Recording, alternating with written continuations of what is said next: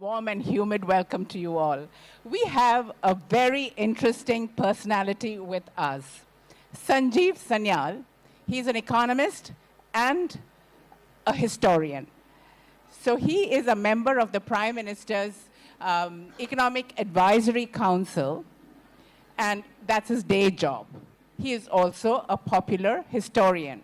He has come out with a new book, and it's called Revolutionaries, the other story of how India won her freedom. And this is a book that has been published by HarperCollins. Now, what he does in this book is to talk about the revolutionaries of the Indian resistance movement against the British rule. His contention is that the mainstream narrative of India's freedom struggle focuses excessively on Mahatma Gandhi's and the Indian National Congress's non-violence movement. Now, this format is going to be more interactive, we hope. We have agreed on that as we go along, we will take questions. We will not leave questions to the end, because what happens very often is that people forget. They have a question, but by the time the session is kind of coming to an end, they've forgotten what to ask. So after every few questions, we will invite your questions. Thank you so much for being with us, Sanjeev. Now, your book was launched just 2 days ago. I was lucky that your publisher sent me a PDF copy, so I have read it from cover to cover. But unfortunately, most of our audience here have not had the opportunity to read the book. So if you could start by just outlining what your book is about. Thank you very much. It's wonderful to see such a large audience. It's also amazing how our country is. I'm sitting here sweating, but a few hours ago in Delhi, I was shivering. So it's quite amazing. But anyway, this book that I've just published 2 days ago, it's called Revolutionaries, the other story of how India won its freedom. And the point I'm making is that the mainstream narrative of India's freedom struggle gives you the impression that we gently suggested to the British that they should leave and that they politely left. It's mostly about a non-violent movement, but in fact, if you dig into the archives, what you find is a completely different story. The armed resistance to British colonial rule, of course, started right in the beginning, back in the 18th century. And there's lots of violence, whether it's the armed resistance of the Marathas or the Sikhs, or almost every part of the country had some such resistance. I'm sure there was one even in Travancore, I'm aware. But this book is about the last phase of that armed resistance, starting around the late 1890s, going through to 1946 and the Great Naval Revolt. Now, it's not the case that many of you will be unaware of names like Bhagat Singh, Chandrasekhar Azad, Raj Bihari Bose, and and so on. The problem with that is that most of it comes across as if they were random acts of heroism, and that they didn't have any real coherent policy or have any impact on the overall story. So that's what I'm challenging in this book, by showing that this was a coherent policy that was sustained over half a century by people who knew each other. They had very large networks across the country involving tens of thousands of people, and also abroad. I mean, the revolutionary movement had branches in North America, in Ireland, in Germany, in Japan. And this is not, only INA with Netaji in Japan. This is in the First World War, they had an embassy in Germany. And, they were fighting the British in the First World War in Persia. In fact, the revolutionaries has a small army on the Persia-Baluchistan border fighting, guess who? General Dyer. So Reginald Dyer originally made his name not in Jallianwala Bagh, but fighting the revolutionaries in Balochistan, Persia border. And this is a story that goes on well connected. Many of these people knew each other, and of course, they were a major force within the Congress. So again, this is important to remember that this group were important within the Congress itself. So the Congress itself cannot be understood without reference to the revolutionaries. They were powerful enough that Netaji won an open election for presidency inside the Congress against the Gandhians. So the point I'm making here is, this is a very important part of our story, the story of armed resistance to the British. This is not to suggest that the non-violent movement didn't have any importance. It had its own importance. But to have edited out the armed resistance to the British from the national narrative, in my view, is unfair. And what I have tried to do in this book is to put them back in the story. Is there anybody here who does not agree with his perspective? Everybody agrees with you? I've already sold my book. Now, you have very many anecdotes, very moving anecdotes in the book about the various revolutionary efforts to throw out the British, to assassinate them, to bomb them, etc., etc. And we also see how many of the revolutionaries paid the highest price in terms of the biggest sacrifice, which is their own life. They were hanged, and there were also others who were spent life imprisonment and long terms in filthy jails, like in Kala Pani, which was the dreaded jails in Andaman. And yet, when you dispassionately look at these efforts by the revolutionaries, you get the feeling when it comes to strategy and tactics, there is a certain naivete about them. There is a certain amateurish about them, which has often led to heartbreaking failure. So it is true that they kept up this effort for a long time, and many of these efforts did fail. And that is why it took so long to become free. However, these were not small efforts. That's the point I want to make. And some of them came tantalizingly close to succeeding. And let me give you another one example of it. During the First World War, there was a massive effort called the Ghadar movement, which involved Sikhs living in North America, large networks within India, which had primed the British Indian Army regiments to revolt in February of 1915. Now, for a variety of reasons, this actually failed. Its leaders got into serious trouble. Some were hanged, some were sent to Kala Pani, etc. Rash Bihari Bose, one of its key leaders, went off to Japan. In the same war, just a few months later, there was an attempt to land tens of thousands of rifles on the Odisha coast by the Germans, which also failed, and so on and so forth. So you're right. In this particular episode, several attempts, all of them failed. But the first thing I want to make sure you understand that this was not a small effort. This involved tens of thousands of soldiers and so on. However, if you had been there in 1916, 1917, and said, there are going to be two great revolts, and these revolutionaries in two places, both of them supported by the Germans, as going to happen, and one of them is going to succeed. Which do you guess? So which is the other one that happened? Guess. It was Russia. Because the Germans, at the same time that they were supporting Rash Bihari Bose and Sachin Sanyal and the Ghadarites, were also supporting Lenin. So people don't know, Lenin was living in the First World War in Switzerland. And the same German group that was supporting the Indian revolutionaries was also supporting Lenin and the Marxists and the Bolsheviks. The Bolshevik revolution succeeded. The Indian revolution didn't.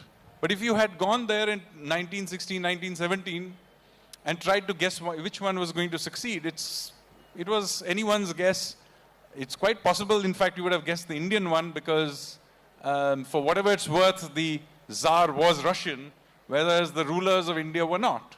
So One of the points of this book, by the way, is to show the randomness of history. And that does not in any way reduce the importance of these efforts. Maybe they were naive, maybe they were not. But these was not trivial. And in fact, it then had major impacts on subsequent events as well. So before I end, let me give you, illustrate this point. When the war ended in 1819, and all these soldiers began to come back to India, the British were very, very scared that there would be a major revolt in India by these soldiers. Because remember, these same soldiers had almost revolted in 1915. They had been sent off to fight in wherever, in the Mediterranean, in Europe and France and so on. And they were coming back. Now, these soldiers were veterans. They had lost the fear of killing white men, not a trivial thing in a racist era. And they were coming home, and there were every chance that they would now revolt. This is the context in which the Rowlatt Acts were introduced. You know, you hear about the Rowlatt Acts. Many of you wonder, what is this Rowlatt Act? What is the fuss about? They were draconian acts. And why were the British colonial authorities imposing these acts? Because they were afraid of the Ghaddarite soldiers coming back. And this is the context in which Jallianwala Bagh massacre happened. And it was carried out also by Reginald Dyer, who had been fighting the revolutionaries even before this. So the point I'm making here is that unless you understand the wider context, you do not understand what on earth is going on. And why is it that the occupation of India at that time by the British and the kind of actions they were taking is related, a lot of it is related to the activities of these revolutionaries.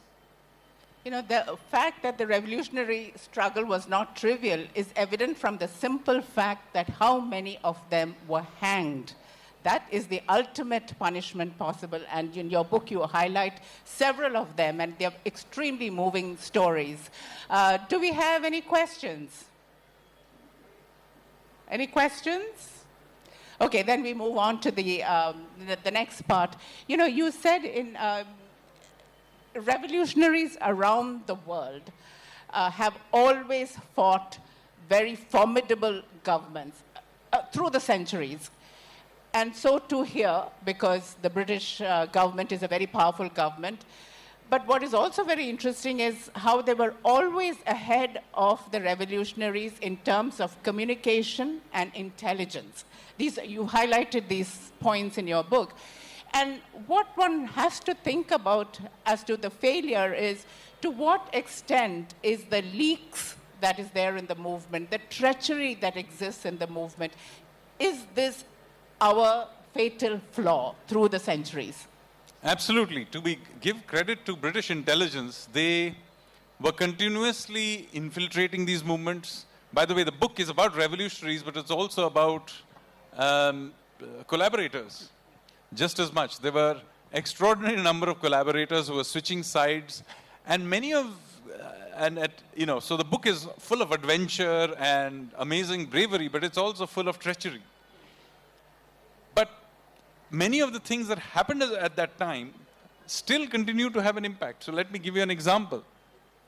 Now, many of you may wonder, why is it that the Khalistani movement is based out of Canada, of all places? You know, have you ever wondered this? Now let me tell you why. Again, let's go back to the First World War. In the First World War, one of the major groups of people who were going to be part of the revolutionary movement were the Sikhs. And the Sikhs had a network of gurudwaras across the world, but particularly in North America, in Canada and in California. And these Sikhs were clearly funding many of these revolutionaries. They were themselves revolutionaries.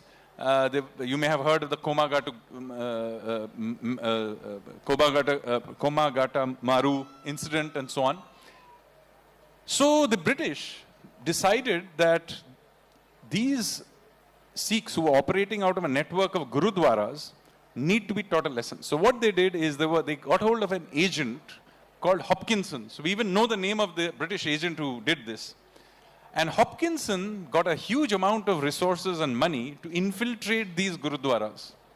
So many gurudwaras in Canada in particular, were infiltrated by the British intelligence, this guy called Hopkinson, in order to basically wean them away from the revolutionaries and specifically try to create a wedge between the Sikhs and the Hindus.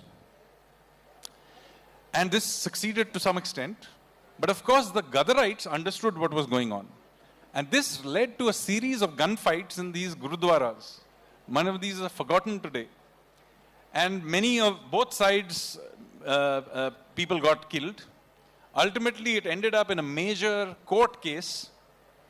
And the court case, Hopkinson was asked to stand up and deliver his whatever he had to say as testimony. And a Ghadarite Sikh called Mewa Singh in court stood up and shot him dead. Now, nobody in India knows the name of Mewa Singh. But Mewa Singh, even today, is remembered in Canada.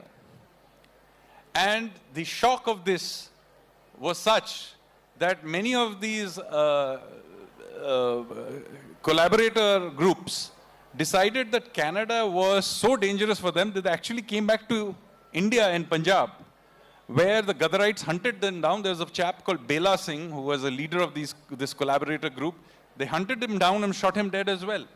So the Ghadarites, sure, they had to take a lot of things. Many got hanged. Mewa Singh got hanged. Many were sent to Kala Pani and kept under horrific circumstances. But let me tell you, they gave it as good as they got. You know, infiltration is often something that has destroyed revolutionary movements. And most of you know that I've done a lot of work with the LTT guerrillas. And one of the things that the LTT did was to have the cyanide culture, where the LTT cadre, upon arrest, would swallow that cyanide and die. And therefore, there was no question of leaks and no question of infiltration. There's rarely been a movement like that. The story of revolutionaries that you describe is fascinating. So then why is it that independent academics and historians have not given attention to this? So, as I said, it's not that this is a very long time away. Many of the names that I'm talking about, whether it's Chandrasekhar Azad, Bismil, Ashfaqullah Khan, Sachin Sanyal, Netaji Subhash Chandra Bose, these are, even today, household names. Many of you will know these names.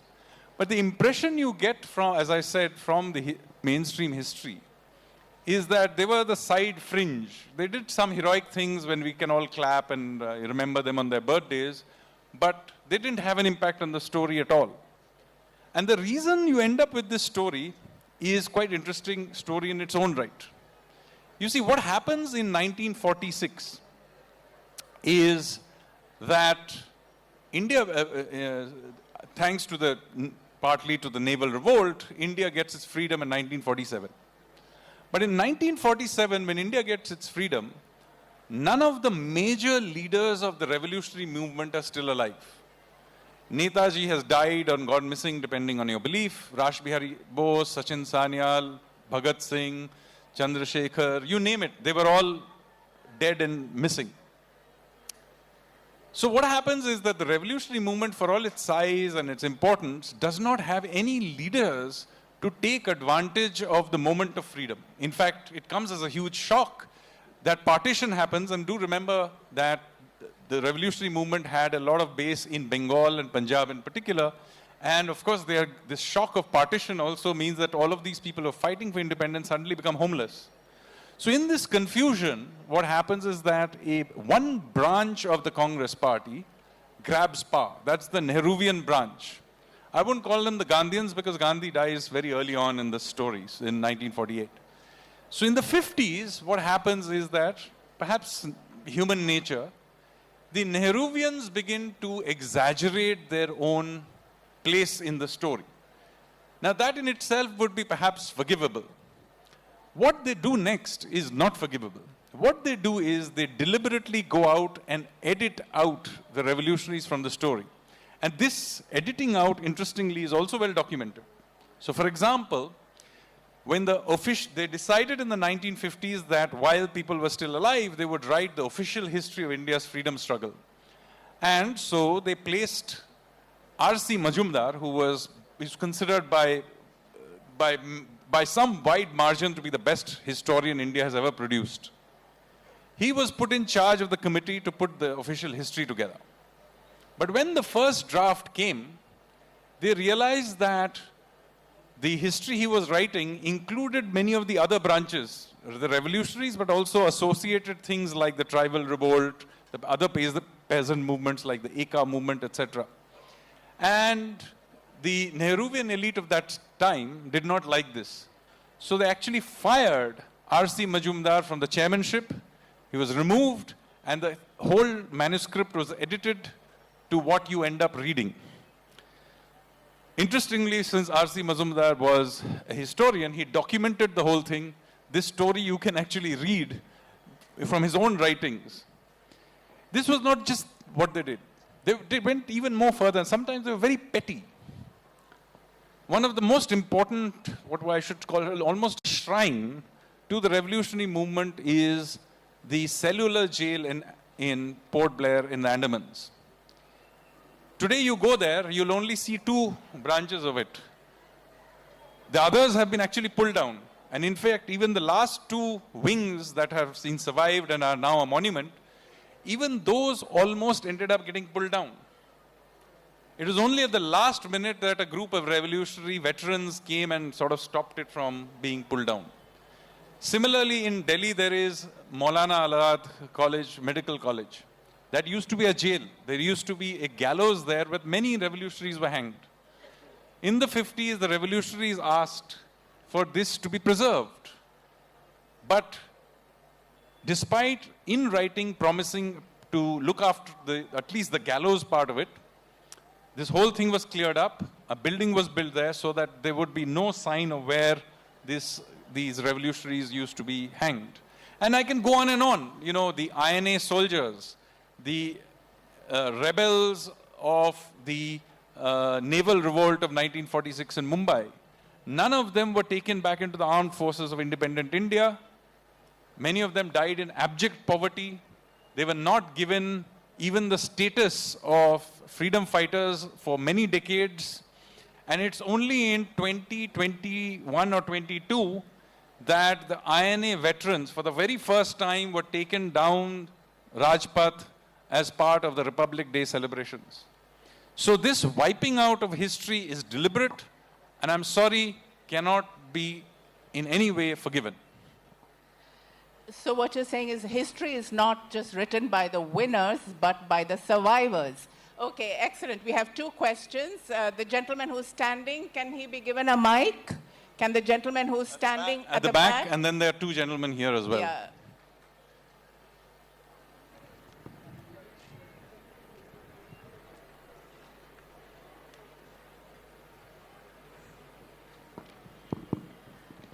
Sir, you mentioned about the Naval Mutiny and other agitation that has taken place during the pre-independence period immediately before the independence. It was a very great mutiny, naval mutiny, but even at that time, why the Congress and other political parties except communists did not support it? Because at the last moment, it would have been spread all over the country. All the ships had been taken by the mutineers, but it was not given any prominence by the most important party, Congress party, and they were not given even that, as you have told, many were killed, many were sent out, all these things. Why this has not been mostly included in the history, number one. Number two, at the same time as Devaga and others, there was a very big strike by the post and telegraphs employees throughout the country. It took about 25 days, and the government has got to surrender before the strike, but that also has not been included in the independence struggle. Because at that time also, Mr. Jawaharlal Nehru supported it in a very mild way, but as a party, Congress did not support it. It was not also given the prominence that was given. Why these things have taken place? Why the Congress, even before getting the independence, took a position that they will not be support these struggles? Sanjeev will love that question. Yes, I will. But before I answer this, I need to give everybody a background of why this naval revolt was such a big deal. In fact, my last chapter in the book is about the naval revolt. So let me explain why it's so important. Remember, this is the end of 1945, beginning of 1946. So what does the world look like? The war has ended, and the Allied soldiers are all going home. So the Americans are going home, the Australians are going home, the British are going home. So what happens is that large parts of the world, particularly this part of the world, is left with the British Indian Army. So everything from Egypt, of course, through the Indian subcontinent, through Burma, Malaya, Singapore, what is now Indonesia, going all the way to Vietnam, is at this stage controlled by the British Indian Army. So the British Indian Army is a really serious thing. What happens now is that in many of these places there are indigenous freedom struggles. Like for example in Indonesia, when the Japanese surrendered, they handed over many of their guns to the Indonesians. Not surprisingly, when the Dutch turned up to take over their colony, the Indonesians resisted. So when the Indonesians resisted, the Dutch did, by the way, they had themselves just been liberated, so they didn't have a proper army. So guess who was sent in to try and suppress the Indonesian nationalists? It was the British Indian Army. The same thing was happening in Vietnam and in Egypt and so on. Now, there were many pitched battles. In fact, there were a battle in Java in Indonesia in which thousands of Indonesian fighters were killed, but also several hundred British Indian soldiers were also killed. So now you can imagine the Indian soldiers were wondering, hello, it's one thing to be fighting for your own survival or even for your own empire. Now you're lending us to be fighting for your friends' empires is a bit too much. So there was a lot of dissatisfaction in the British Indian Army across. And there were always these whimpers of that there would be a revolt. By the way, this is exactly what the revolutionaries had been trying to do. So they had infiltrated many of these things. And remember, also at this time, the INA trials are going on. So most Indians had never heard of the INA because of censorship during the war. But suddenly they heard that, oh my God, there had been a major army called the INA, and that Subhash Chandra Bose had led it right into India. So he'd actually entered Indian territory in Manipur and Nagaland and so on. So the mood in the British Indian Army was very, very volatile. This is the context in which the great naval revolt of 1946 happens. It's not a small event. 20,000 veterans of the Second World War revolted in Mumbai. They took control of 78 ships in Mumbai harbor. And mind you, these are not kids. They are veterans. They have guns. They know how to use those guns. Now, similarly, Karachi port, something happens. Kolkata, something happens. The British send in the Maratha regiment to try and suppress this. So the Maratha regiment turns up, surrounds all these naval facilities. There are guns drawn on both sides. The Marathas are asked to fire. After half an hour of firing, the British officers realize the Marathas are deliberately firing to miss. So this is the point at which they realize that the British Indian Army is about to go into full revolt. This is not a trivial event. So therefore, it's during this revolt, this naval mutiny, that Attlee announces the Cabinet Committee on Indian Independence. So be under no illusions that this revolt had a key role to play. Unfortunately, the politicians of that time had a different view of the matter. Remember, as I said, there were no revolutionary leaders left. Nobody knew where Netaji was. Maybe he had died. But the British were very scared. If this revolt happened, not only would they lose the Indian Empire, they would end up handing over to the British Indian Army everything from Egypt to Vietnam. So this was a time where you had to sort of give independence, manage it, and of course, force partition, because that was one way of dividing up the British army. We had another question. No, the gentleman behind? No, behind. And then we'll take two questions, because otherwise we'll run out of time. Yeah, they'll run out of time. Hi. So you've said that Congress wrote out the revolutionaries from our history, which is fair enough.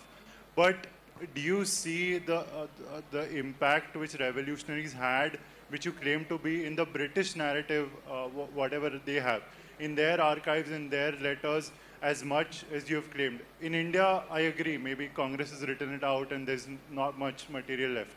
But is it there in the British archives? And so what is interesting is that even in Indian, they have edited out in the textbooks, but there's so much material, both in India and in archives around the world, including British ones. By the way, they're there in Japanese archives. You have material in German archives and so on. There are also lots and lots of material left behind by the revolutionaries themselves, who wrote underground literature, some of which has survived. Not all of it, but some of it has survived. They're not widely available, particularly in translations, but I managed to find quite a bit of it. And it is very clear from the text that they were very scared of what the revolutionaries were doing. There's no doubt about it. I mean, it is not for nothing that the key leaders of the revolutionary movement were either hanged or sent off to a place like Kalapani, which is not any old jail. By the way, please visit the jail. Of course, only a small part of it has survived, but just go and see it. Even just going and sitting in the cell, you'll realize it was deliberately designed to break the spines of these people. They were subject to horrible tortures. They were regularly electrocuted, made to work. You know, it's just horrible what was done to them. Some of it is there in the book. The British clearly weren't sending the revolutionaries to Aga Khan Palace or to the luxury wing of Naini jail, right? Why weren't they doing that? Because they feared them.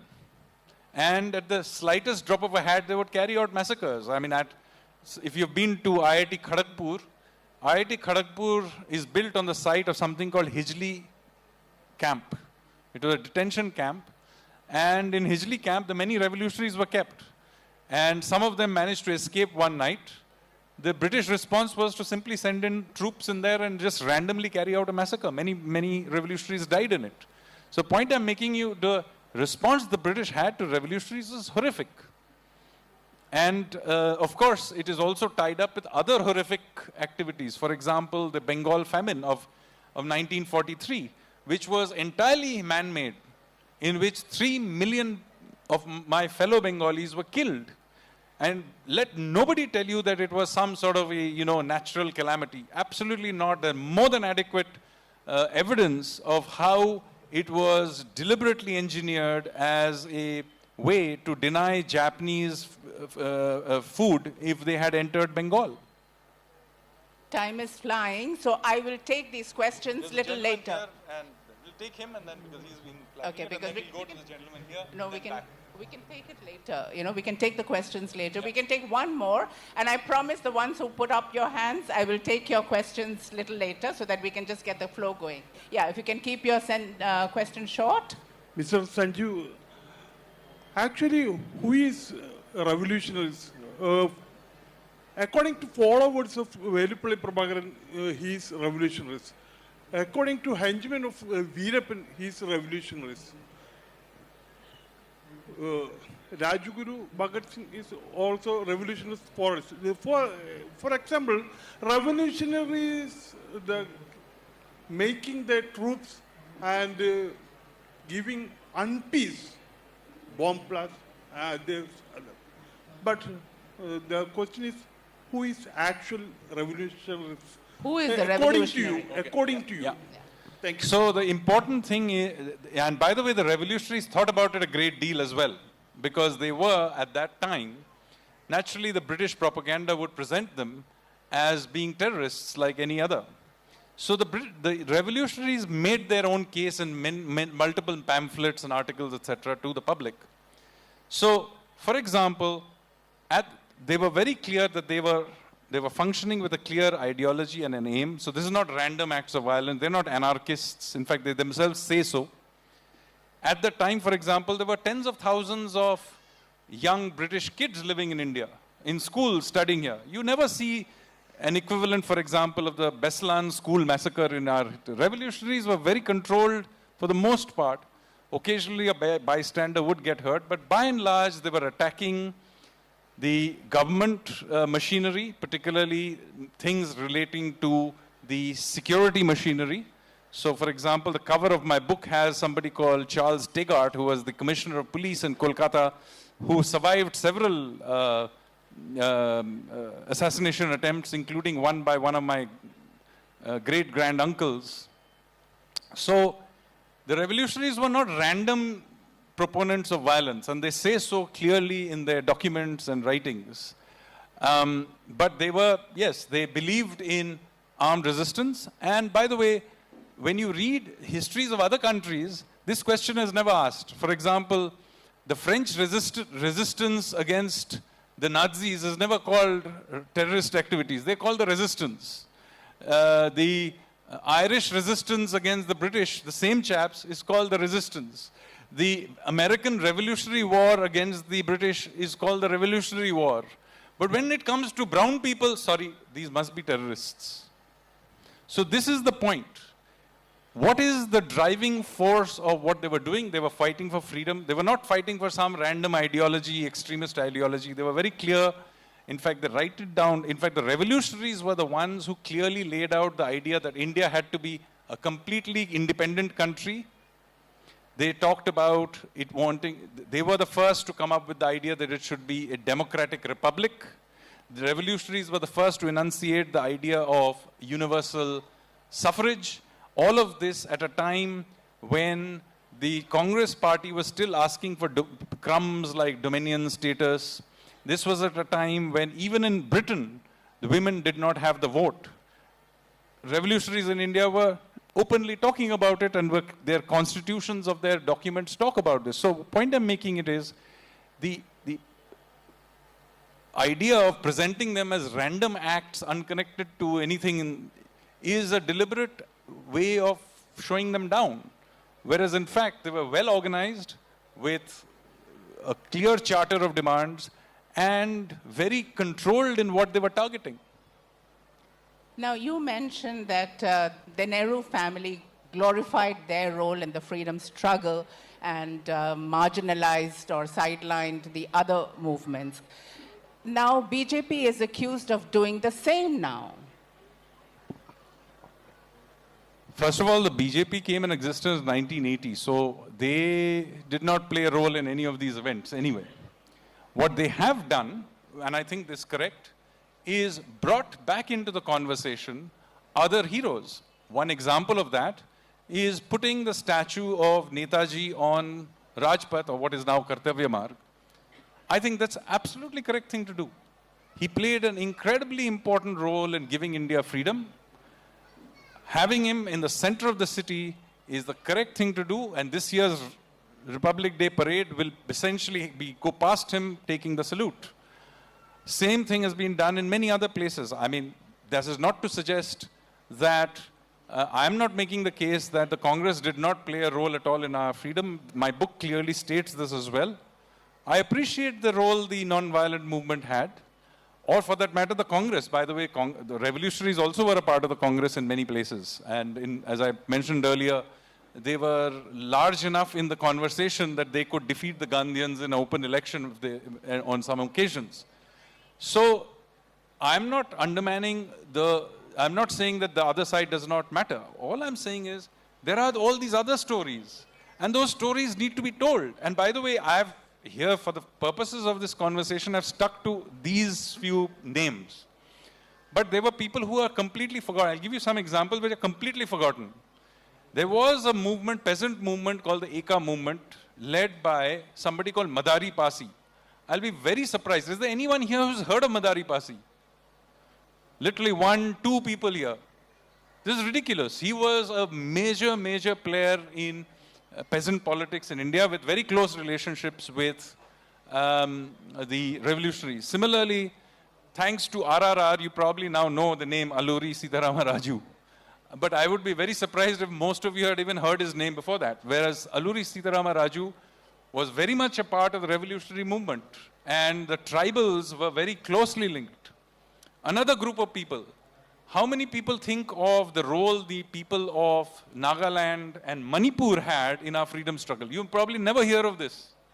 But in fact, when the INA came into India, the place where they managed to make a foothold is in fact in Manipur, in a place called Moirang, the first place where a flag, Indian flag was raised, and a large number of local Meitei people joined the INA, supported them, provided food, did all kinds of things for them. Now again, I'll be very surprised if any of you can name any of all these Manipuri freedom fighters at all. By the way, some of them, Manipur, to be fair to the Manipuri, is the only place in the country where the INA veterans did manage to capture power. The first chief minister of Manipur and many other senior political leaders have their roots in the revolutionary movement. So to give credit to the Manipuri, they did continue to today celebrate the INA. But in many other parts of the country, this story was completely suppressed. I mean, I myself, despite being interested in this subject, only discovered that something called the Naval Revolt had happened in 1946 when I was in my 20s. I happened to be living in Mumbai, walking around in a Kolaba, and I came across a small shrine to this event. I had never even heard of the Naval Revolt, whereas it is the critical event that led to Indian freedom.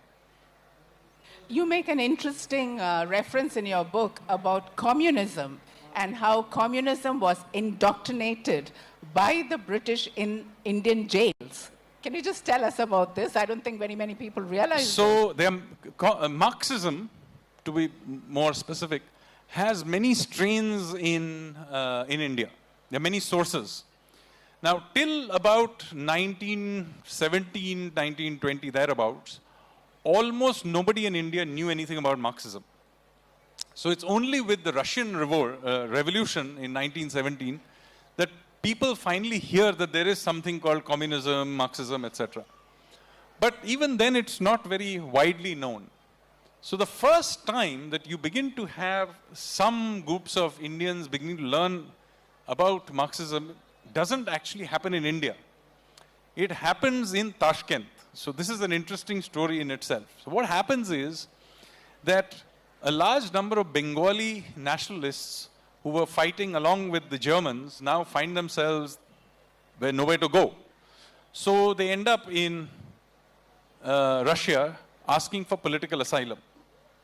And at the same time, a group of jihadis from Kerala who wanted to go and fight for the Ottoman Sultan's cause in Turkey, they also get stranded because what happens is the Turks under Ataturk overthrow the Sultanate.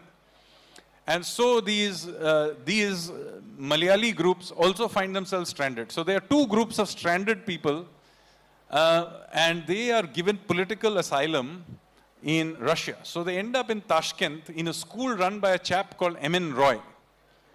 And they are indoctrinated into Marxism. And they are sent back into India. Now these two groups, not surprisingly, one is from Bengal and one is from Kerala. They set off some amount of triggering of the idea of communism. But this in itself is not the source either. Now what happens is that in the 1930s, the British decide, and this is a very curious history, they decide that one way of dividing the revolutionaries was to use Marxism to create splits within the revolutionary movement. So you have lots of first-hand records of nationalists in jails in places like Kala, including Kalapani, who are provided with Marxist literature to try and wean them away from the nationalists and create wedges. And this is done at a time where in the 1930s you have to understand that the Communist Party of India came under the control of British communists, a chap called Rajni Palme Dutt, who was a double agent who worked both for Russian intelligence and British intelligence, who came to control the Communist Party of India. So all of these stuff was going on in the middle. So there's the Russian group, there is the British communist group, and then there is another group who like Marxist ideas, but they are suspicious of these Russian and British chaps. So there's another third group called the Anushilan Marxists, who end up becoming a party after independence called the Revolutionary Socialist Party. Now, many of you may not have heard of him. I don't know, maybe it still survives here in Kerala, I don't know. But in Bengal also, it's still a very small party, but it was actually a rather major party called the Revolutionary Socialist Party. So ultimately, the British wing of it ended up with the Chinese and became the CPM. The Russian group continued and became the CPI. The RSP continued in its own wing. And all of these groups, I don't know Kerala history so well, so I'll tell it in the in the Bengal history version of it.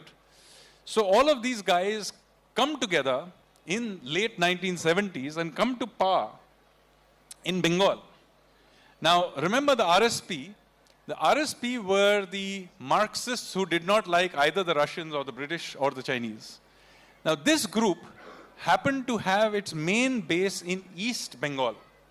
And when a large number of refugees came into Bengal, it suddenly became a powerful party in Bengal.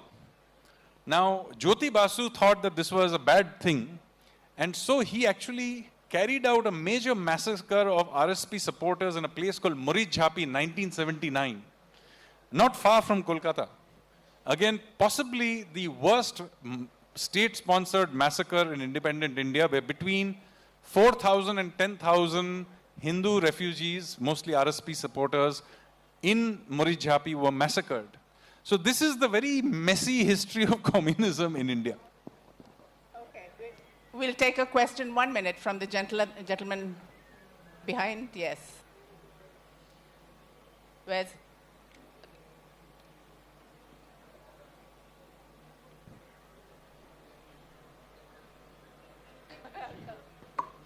Thank you, Sanjeev. The gentleman with the revolutionary hairstyle.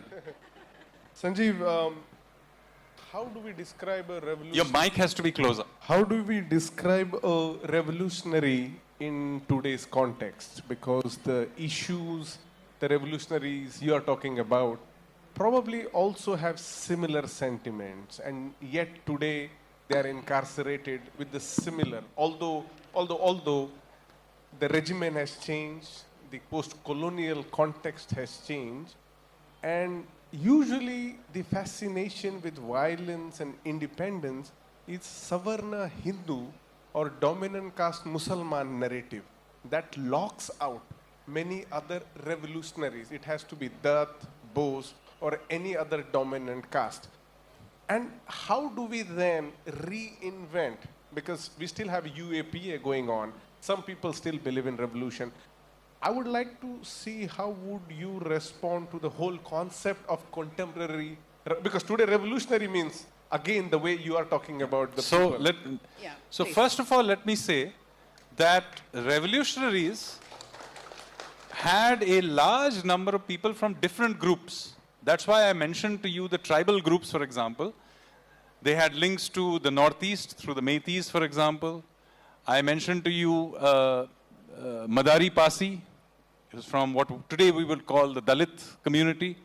So the revolutionaries had a large number of linkages with all these groups, which are, by the way, covered in the book, incidentally. So you can go through the book, you will find far more than in the conventional history. You will find a lot more people from different communities in there, collaborating in all kinds of innovative ways. So to put together your point that is this just an elite versus elite battle? No, it is not. The revolutionaries had very deep roots across the country, and not just during the phase that I am talking about, which is 1900 to 1946. This was even earlier than that. You have, for example, Birsa Munda and others. And of course, during this period, you have Alluri Sitarama Raju, it was basically a tribal revolt, and and so on. So this is therefore a very much deeper movement than, again, many people realize. And I have tried somewhat, although that's not the focus of my book. Just by the virtue of their names coming out along the story, you will find that they come from across the country, from all kinds of different communities. So that is the first point. The second point you make is that how do you distinguish a revolutionary from a terrorist? That's basically the question you are asking, right? So let me distinguish them. First of all, a situation of taking up violence against an authoritarian foreign occupation is surely very different from, say, doing it in a situation where you have democratic institutions and you have the vote. So if you didn't have the vote, then taking up arms is quite a different situation than taking it up when you have the vote, number one. Secondly, it is important to remember why you are taking up the sword or the gun, etc. If you're doing it because you are protecting your own civilization, country, etc., that's one thing. If you're doing it for an ideology that is going to enforce itself on somebody else, then that's a completely different thing. Therefore, for example, let's take Kashmiri jihadism, for example. If Kashmiri jihadism was, jihad in Kashmir was about freedom, then they would not have thrown out the local indigenous population of Hindus, because it would be about Kashmiriyat and freedom. Then surely the local Pandit community is a part of that experience.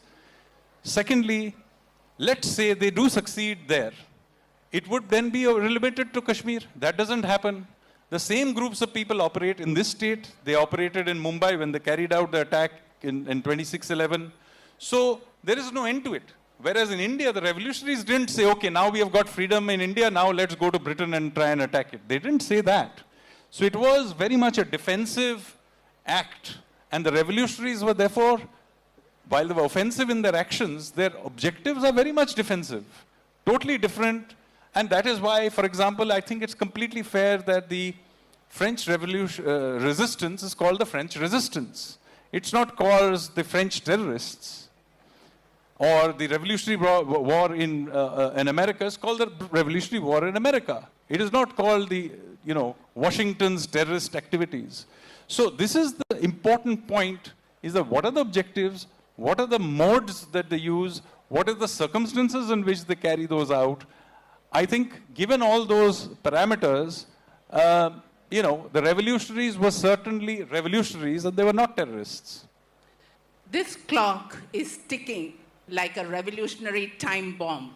It's just under 5 minutes left now, and we have several questions. So Gentleman here who has been raising his hand. I'm going to request both the questioners and the answerer that we do a rapid fire. We have 4 minutes and 42 seconds. So let's take a bunch of questions and answer them one shot. Yeah, I think it'll just take, Okay. this thing. So we'll take quick questions, quick answers. Okay. Okay, please go ahead. Hello. Take. Can I? Now, thank you so much. In your narrative so far, we have not heard the name of Sri Aurobindo. I have not read your book. But what is fascinating are two things. One is Sri Aurobindo's writing in 1893 itself in Indu Prakash, asking for total freedom of India. And then, when it comes to Bengal, the inner contestation between Sri Aurobindo and Barindra Kumar, his own brother, about the strategy. That's raised the question about inner contestation between the revolutionaries. The second quick query, madam, is the role of ideas. Because Sri Aurobindo articulated a vision of India in Bande Mataram, and many of these themes were also concerns of Gandhi. And my final quick submission is, in terms of naming, it is the power structure which names. Because we are part of the defining structure, we define Kashmiri struggle for freedom as terrorist. But history is not silent about it. So, Before I Yeah. give you the, I will say, please do read his book because he has lot of stuff on Aurobindo. It's really beautifully written, tracing what he has done. Yeah. And if you can answer one other of his questions, perhaps, but very quickly. very quick, yeah. So I'll just very quickly say that Aurobindo is a very important part of this book. There's a full chapter on Aurobindo actually on the book. So do read it because you'll get a sense of what is in there. Hello. Yeah. So Okay. one last question. I'll So this literally have to stop. Come on, yeah. Yeah. Please. Okay, no, you go ahead. Go ahead, but it has to be very quick because we literally have 2 minutes, 37 seconds. Good evening, sir. Do you think that Indian history should be rewritten? Like we need to give more focus on the revolutionaries rather than the Indian National Congress, which turned out to be the British Army in many circumstances and the Gandhi. And also, please, should the Indians' perspective towards the Savarkar be changed? What's your view on this? Thank you. So I am not making the case in this book at all that the Indian National Congress or that the non-violent movement had no role. My main contention is that there was this other struggle which was at least as important. All the documentation, all the events suggest that they were a very important part of the conversation at that time. Even to understand the INC itself, you have to understand the revolutionaries, and that is all that I'm doing, is putting them back in the story. I'm not trying to say, no, I'm not trying to do what the INC did to the revolutionaries in reverse. That is totally not my objective. And as far as retelling Indian history is concerned, yes, we do need to begin to rethink of Indian history. For example, since I'm in Kerala, the importance of, for example, the Battle of Kolachal, in which Martanda Varma had defeated the Dutch, is barely known to people outside of Kerala, whereas in fact, it is a major event in world history. Till that point, it was the Dutch who appeared to be taking over the Indian Ocean world. They had taken over Indonesia, they had taken over South Africa, they had taken over Sri Lanka. And really, if it wasn't for Martanda Varma, I would be giving this talk to you in Dutch, not in English. So this is a major world event. And after Martanda Varma, the next time a European power is defeated by an Asiatic power is 1905 when the Japanese defeated the Russians. So this is a very major event, and yet almost nobody outside of Kerala knows anything about Martanda Varma. So point is, yes, do our textbooks need to be rewritten? Absolutely. The history of India is not the history of either the Nehrus or of Delhi. Okay, last question. Yeah, very good evening, sir. Here, sir, here. Sir, my question, actually, you were talking about revolutionary or revolution.